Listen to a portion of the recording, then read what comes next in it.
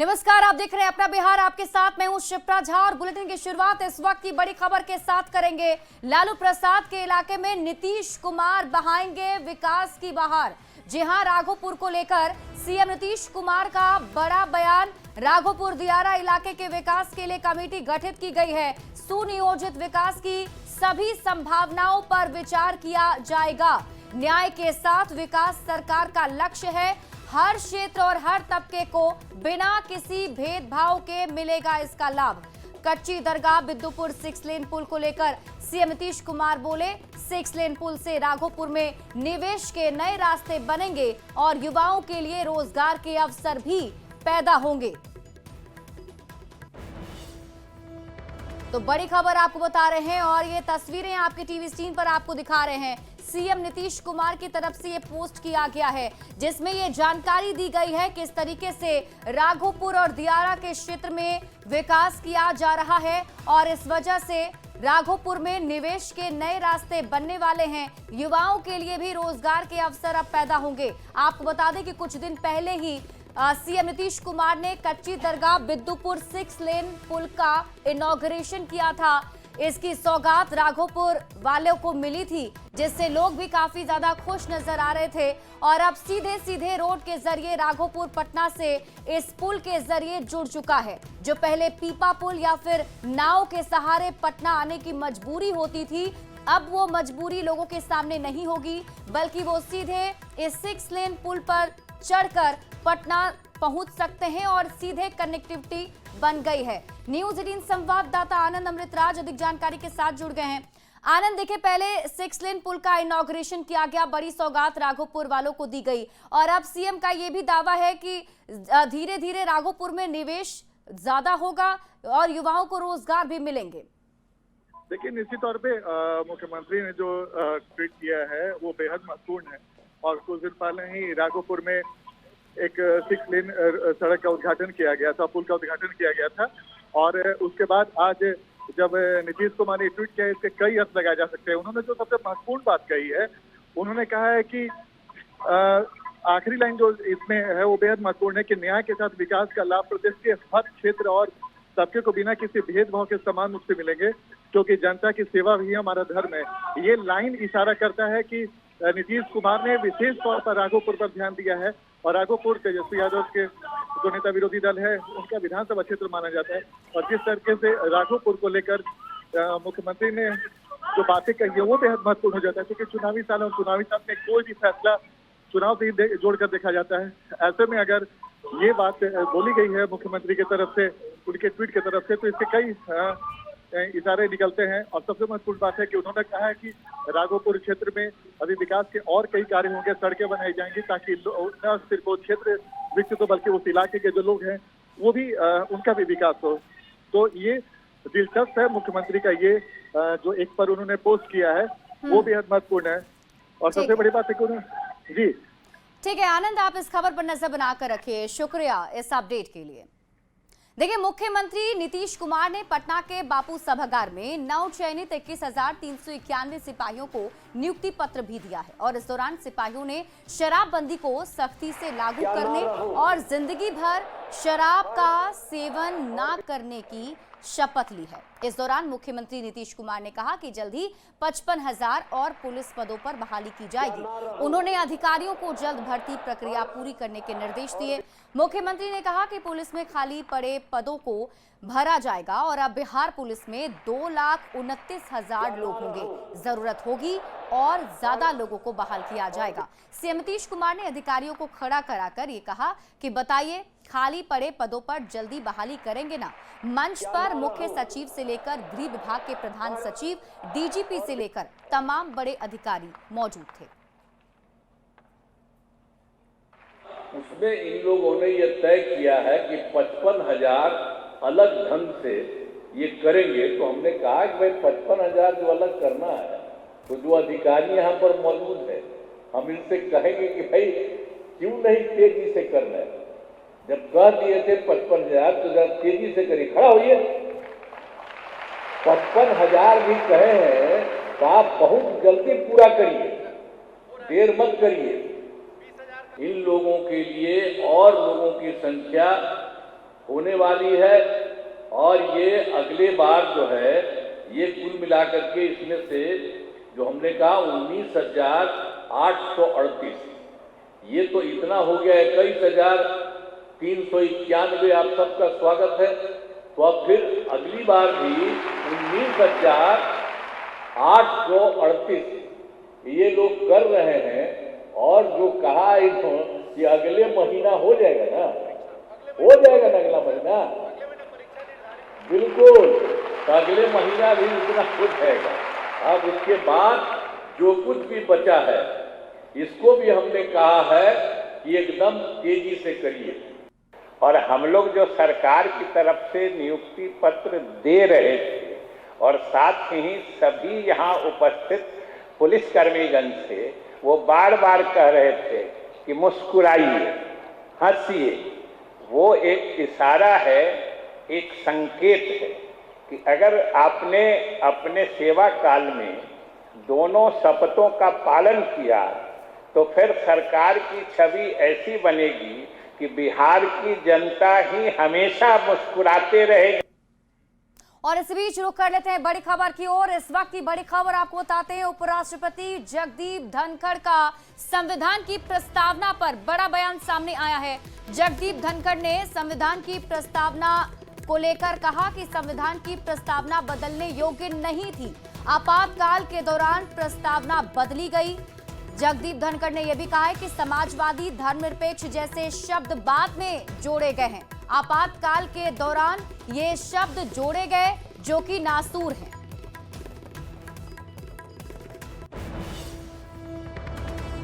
Is its soul. The preamble of Indian Constitution is unique. The preamble has been imparted by we the people of India.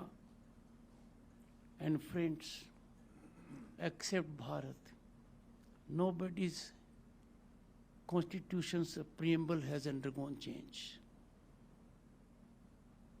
And why? Preamble is not changeable. Preamble is not alterable.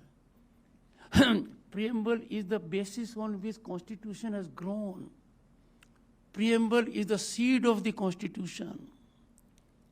It is soul of the Constitution.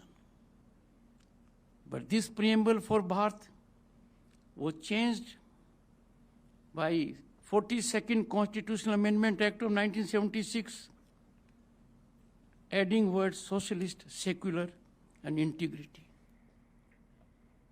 बढ़ते आगे और देखिए, तेजस्वी यादव ने सत्ताधारी गठबंधन पर आरोप लगाया है कि वो चुनाव आयोग के साथ मिलकर महागठबंधन के मतदाताओं का नाम वोटर लिस्ट से हटाने की साजिश रच रहे हैं। अब इसी बयान पर राज्यसभा सांसद डॉक्टर भीम सिंह ने तेजस्वी यादव पर निशाना साधा और इस दौरान सांसद भीम सिंह ने आरएसएस सर कार्यवाह दत्तात्रेय होसबोले के बयान का समर्थन किया।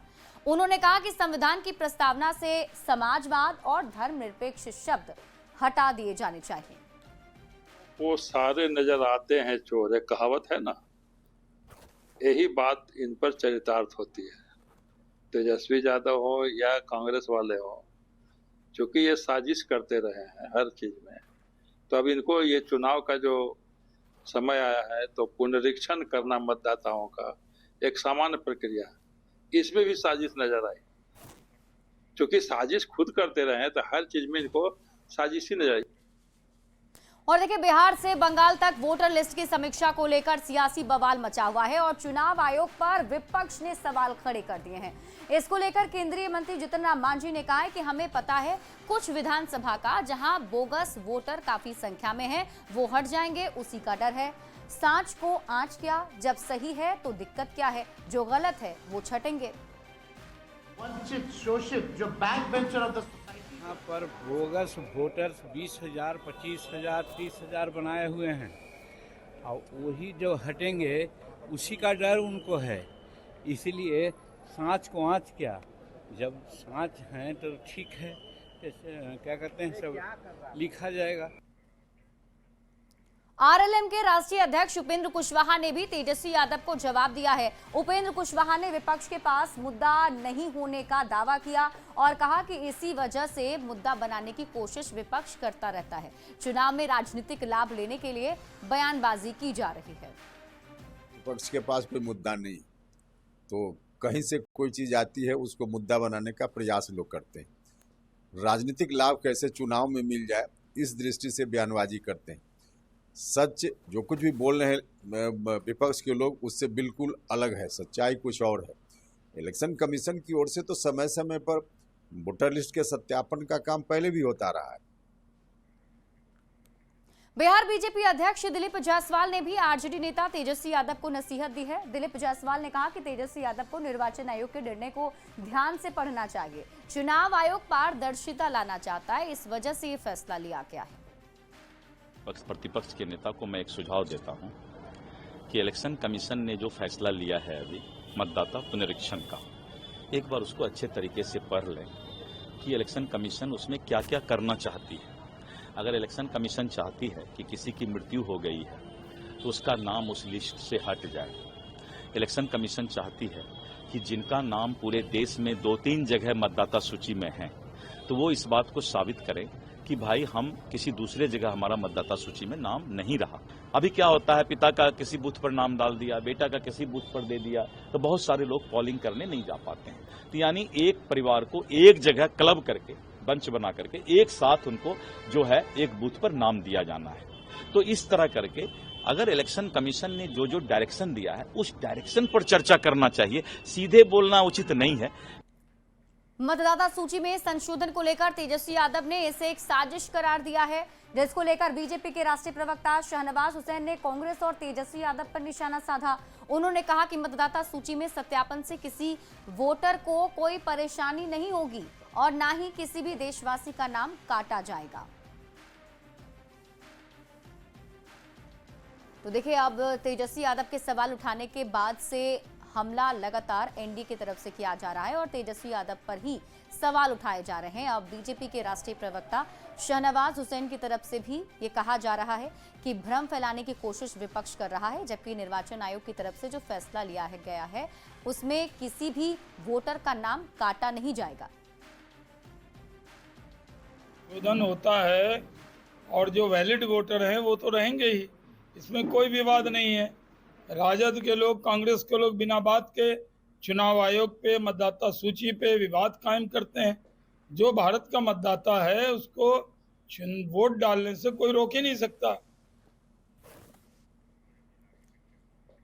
और इस बीच बड़ी खबर आपको बता देते हैं, इस वक्त की बड़ी खबर सामने आ रही है। निर्वाचन आयोग की तरफ से बड़ा बयान सामने आया है, जिसमें उनकी तरफ से कहा गया कि हर भारतीय के लिए गर्व की घड़ी है। चुनाव आयोग हमेशा मतदाताओं के साथ खड़ा है, खड़ा रहेगा और हमेशा खड़ा था। मुख्य चुनाव आयुक्त की तरफ से ये बयान दिया गया है। दरअसल आपको बता दें कि निर्वाचन आयोग की तरफ से बिहार में फैसला लिया गया है मतदाता सत्यापन का, और इसी को लेकर बवाल मचा हुआ है बिहार की राजनीति में, जहां विपक्ष कई सारे आरोप लगा रहा है। ऐसे में देखिए, निर्वाचन आयोग की तरफ से अब ये बड़ा बयान सामने आया, जिसमें उन्होंने कहा है कि हर भारतीय के लिए गर्व का घड़ी है।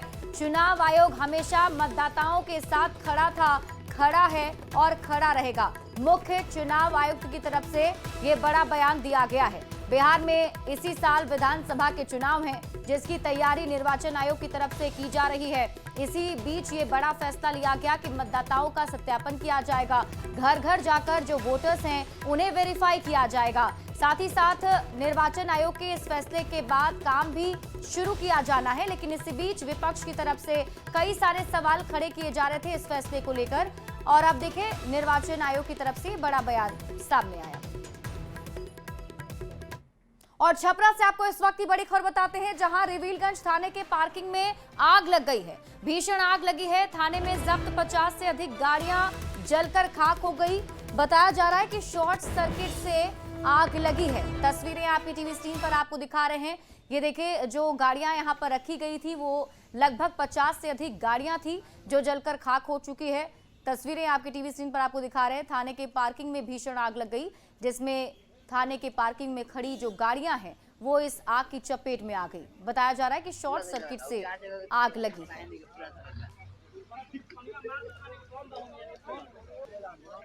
वैशाली से आपको बड़ी खबर बताते हैं, जहां बदमाशों ने युवक को गोली मारी है। लालगंज के सराय रोड में गोलीबारी की वारदात को अंजाम दिया गया। युवक के पेट में गोली लगी है। फायरिंग के बाद बदमाश मौके से फरार हो गए। दरअसल छिनतई की घटना को अंजाम देने के लिए अपराधी पहुंचे थे और घटना का विरोध करने पर युवक को गोली मारकर फरार हो गए। जानकारी के मुताबिक युवक के पेट में गोली लगी है, जिसे हॉस्पिटल में एडमिट कराया गया है और अब फिलहाल पुलिस की टीम मामले की जांच पड़ताल में जुटी हुई है।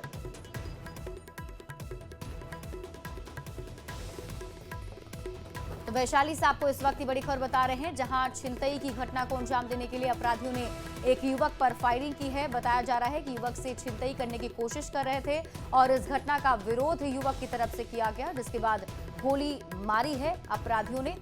युवक के पेट में गोली लगी है। अपराधी गोलीबारी की वारदात को अंजाम देकर मौके से फरार हो गए और फिलहाल युवक की हालत गंभीर बताई जा रही है, जिसे हॉस्पिटल में एडमिट करा दिया गया है।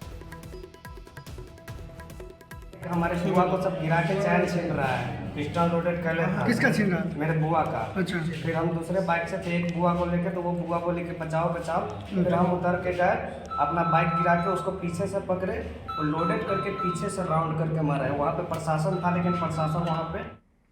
खबर आपको दानापुर से बताते हैं, जहां 2 दलित महिलाओं को बेरहमी से पिटाई का मामला तूल पकड़ता जा रहा है। आरपीएफ की महिला सब इंस्पेक्टर नेहा गुप्ता ने महिलाओं की बेरहमी से पिटाई कर दी थी। पीड़ित महिलाओं ने खगौल थाने में RPF sub inspector Neha Gupta के खिलाफ जब रिपोर्ट लिखाने गईं तो जीआरपी के क्षेत्र का मामला बताकर वापस लौटा दिया गया।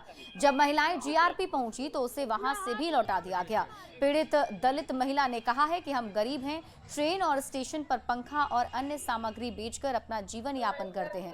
आरपीएफ को जुर्माना लगाना उचित है, पर हाजत में बंद कर डंडे से पिटाई करना कहां तक सही है? हमें कमाने खाने का कोई हक नहीं है, हम कहां जाएं?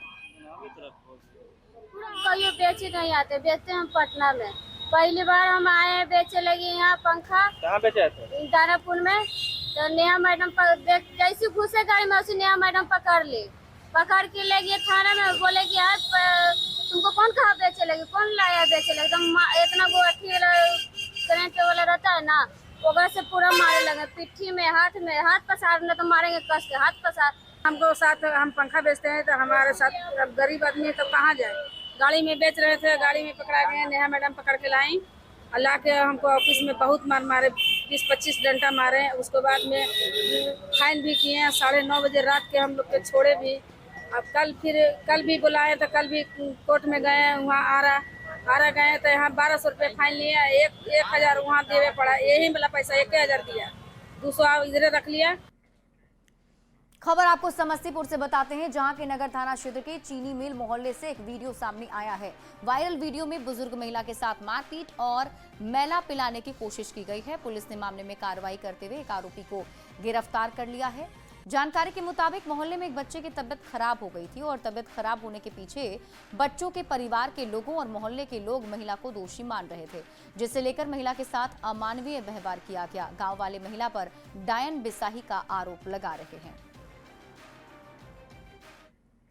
मोतिहारी में पकड़ी दयाल और मेहसी नगर पंचायत चुनाव को लेकर मतदान जारी है और इस बीच मेहसी नगर पंचायत की प्रत्याशी नीतू गुप्ता का एक वीडियो वायरल हो रहा है, जिसमें वोटर्स को लुभाने के लिए लिफाफे में 500 के नोट दिए जा रहे हैं। विपक्ष के कुछ लोगों ने नोट देते हुए नीतू गुप्ता को रंगे हाथ पकड़ लिया और इसकी शिकायत जिला प्रशासन से की है।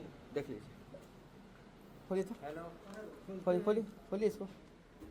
ये पैसा बांट रहे हैं। खबर आपको पूर्णिया से बताते हैं, जहां के बनमनखी के प्राथमिक विद्यालय शर्मा टोली बिशनपुर दत्त की शिक्षिका मधु गुप्ता पर एफआईआर दर्ज की गई है। डीपीओ एमडीएम ने मधु गुप्ता पर सरकारी राशि के गबन समेत कई गंभीर आरोप लगाए हैं। डीपीओ ने कहा कि एमडीएम और पठन पाठन में बाधा उत्पन्न कर रही हैं। साथ ही शिक्षिका पर एमडीएम के ज्यादा पैसे लेने का भी आरोप लगाया गया। वहीं शिक्षिका ने 8 महीने से एमडीएम के पैसे नहीं मिलने का आरोप लगाया है। 22 अप्रैल को निलंबन की चिट्ठी निकाल दिए, आरोप लगाकर जिस ऐसे सिद्धार्थ सर का वीडियो कॉल आया, आपने रिसीव की और अनियमितता पाई गई मध्याह्न भोजन में। जहां तक ऐसे सिद्धार्थ सर का कोई कॉल नहीं आया मेरे मोबाइल पर, और 1 मार्च से जब खाना बंद है विद्यालय में तो अनियमितता कहां से आएगी? मध्याह्न भोजन चला ही नहीं तो अनियमितता कहां से आई? और जब ऐसे सिद्धार्थ सर का कॉल आया ही नहीं तो फिर मुझे इसके आरोप लगा निलंबन कर दिए। और अगली खबर आपको मुंगेर से बताते हैं, जहां जमीन विवाद में मारपीट का एक वीडियो तेजी से वायरल हो रहा है और इस वायरल वीडियो में साफिया सराय थाना क्षेत्र का मामला बताया जा रहा है। जानकारी के मुताबिक जमीन विवाद में दो पक्षों में जमकर मारपीट हुई थी। मारपीट में एक पक्ष के पुलिस जवान और महिला समेत 5 लोग घायल हो गए हैं, जिन्हें इलाज के लिए सदर अस्पताल में भर्ती किया गया है। मारपीट की पूरी घटना सीसीटीवी कैमरे में कैद हो गई, जो अब तेजी से सोशल मीडिया पर वायरल है। पुलिस ने सीसीटीवी फुटेज के आधार पर मामले की जांच शुरू कर दी है, जिसके बाद पुलिस ने एक आरोपी को गिरफ्तार भी कर लिया है। इन चारों लोगों ने मिलकर के मुझे और मेरे परिवार को, मेरे माँ, पिताजी, भाई, मछेरा भाई, सभी लोग को बुरी तरह से पीटा। जिसमें मेरे सर में 18 टाके आए हैं, भाई को 8 है, पिताजी को 6 है, मछेरा भाई को 4 है। मेरी माँ का दांत तोड़ दिया गया है मार करके। इसके उपरांत लगातार मतलब कि जब मेरा खून बह रहा था, चारों बगल से मुझे घेर करके मुझे टारगेट करने के लिए उनका विशेष टारगेट मैं था। इसके बाद घटना के बाद तुरंत बाद फिर मैं अपना उठा, फिर किसी को संभालते हुए जब ग्रामीण जब आए तब वो लोग मामले को रुके। उसके बाद हम बाइक से अकेले ही फिर अपना थाना पर आए। और अब न्यूज़ 18 ऐप नए अवतार में। न्यूज़ 18 ऐप डाउनलोड करें, खबरों से जुड़ें, बदलाव का हिस्सा बने। अपने शहर, देश और दुनिया की खबरें अब सीधे आपके मोबाइल फोन पर। नीचे दिए गए QR कोड को स्कैन करें और तुरंत डाउनलोड करें न्यूज़ 18 ऐप। और इसी के साथ इस बुलेटिन में अभी के लिए बस इतना ही। आप देखते रहिए न्यूज़ 18 बिहार झारखंड।